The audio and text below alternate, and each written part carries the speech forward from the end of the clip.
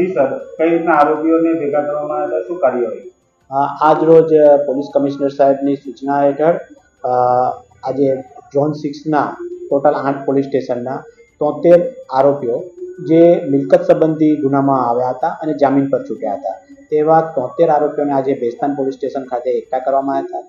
દરેકને સૂચના આપવામાં આવી કે પોલીસની તમારી પર વોચ છે। તેમના લેટેસ્ટ ફોટા લેવામાં આવ્યા, લેટેસ્ટ મોબાઈલ નંબર લેવામાં આવ્યા તથા એમને એ પણ સૂચના કરી કે તમે હવે કાયદાના ધોરણે પોતાનું જીવન ગુજારો, અન્યથા પોલીસ તમને બીજા ગુનામાં લેશે, બીજો ગુનો કરશો અને પાછા તડીપાર જેવા સખત અટકાયતી પગલાં તમારા લેવામાં આવશે।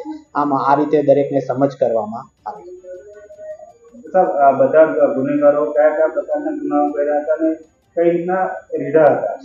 આ જે ગુનેગારો છે તેઓ અલગ અલગ મિલકત સંબંધી એટલે ચોરીમાં, ઘરફોડમાં એવા અલગ અલગ મિલકત સંબંધી ગુનામાં સંડોવાયેલા ગુનેગારો હતા।